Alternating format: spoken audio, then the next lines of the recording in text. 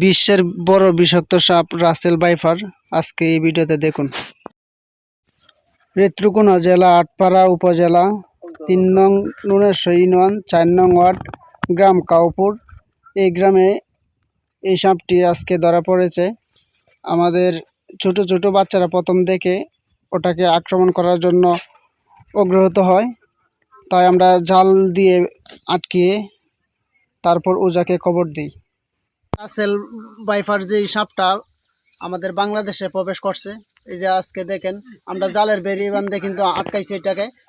এখন এই যে ছোট ছোট বাচ্চারা কিন্তু মারার জন্য প্রস্তুতি নিছে। ওই যে লাঠিগুলো দেখেন, ওই যে এরা কিন্তু মারার জন্য প্রস্তুতি নিয়ে নিছে অলরেডি। তো নেত্রকোনা আটপাড়া উপজেলা ৩ নং নুনেশ্বর ৪ নং ওয়ার্ডে গ্রাম কাউপুর, সেই গ্রামে এই সাপটি আটকাতে পড়ছে।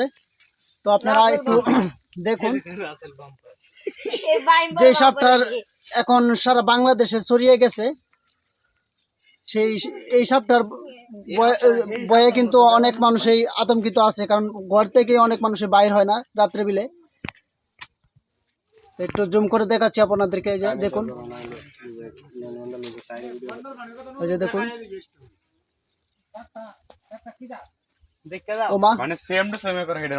সুবল মারতে আসে, দেখেন এই যে গাইস।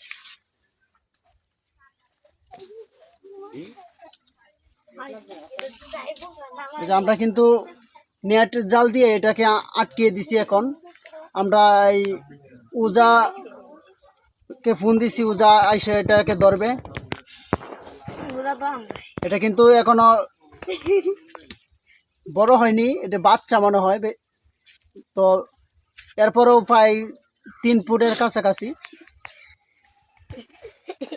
তো গাইস বন্ধুরা, আপনাদেরকে সকলকে আমি একটি কথা বলতে চাই আজকের ভিডিওতে, যে আপনারা যে যেখানেই থাকেন না কেন, রাত্রিবেলা বাইর হলে অবশ্যই সতর্ক হয়ে বাইর হবেন, কারণ এই সাপটি কিন্তু এখন বাংলাদেশে ভীষণভাবে মানুষকে ক্ষতিগ্রস্ত করতেছে।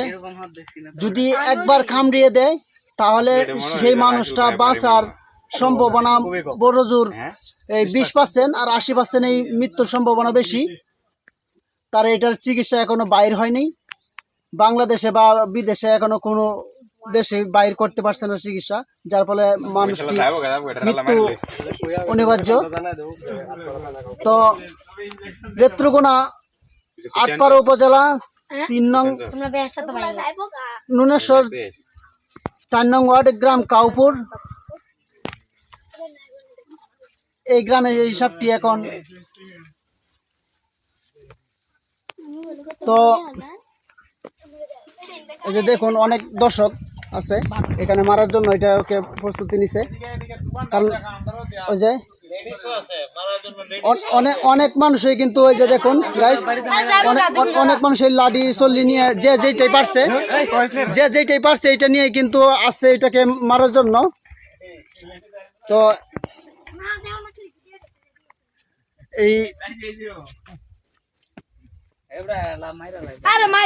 বিশেষ করে এই সাপটি কিন্তু ঘরের কোনায় বেশি থাকে, জীবাণু যে জায়গায় থাকে সেই জায়গায় বেশি প্রবেশ করে সাপটি।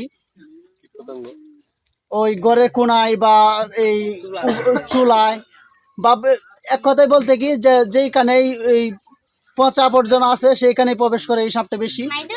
আর বিশেষ করে অগ্রহণ মাসে এই ধানের গোড়ায় বেশি থাকে, কারণ ধানের কালার আর ওই সাপের কালার এক, যার ফলে দেখতে পারে না শ্রমিকগুলা।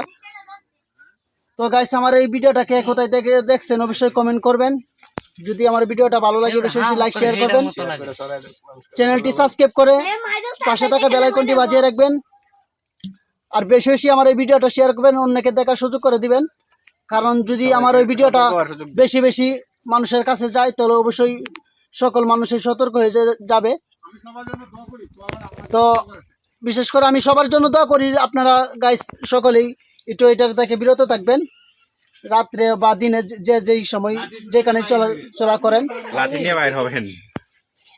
আর লাঠি নিয়ে বাইর হবেন এটা বললে আমার ভুল হবে হয়তো মনে হয়, কারণ একটু আপনার বিশেষ করে সতর্ক থাকবেন। এটি কারণ এটার কিন্তু চিকিৎসা এখনো বাংলাদেশে বা ওই বাহিরের রাষ্ট্রে কোনো জায়গায় এখনো চিকিৎসা এটা ওই উদ্বোধন করতে পারছে না, যার ফলে এটা যদি একবার কামড়িয়ে দেয় তে নিশ্চিত যে এই মানুষটা মৃত্যু হয়ে যাবে। তো ভালো থাকুন, সুস্থ থাকুন, দেখা হবে অন্য কোনো ভিডিওতে। আল্লাহ হাফেজ।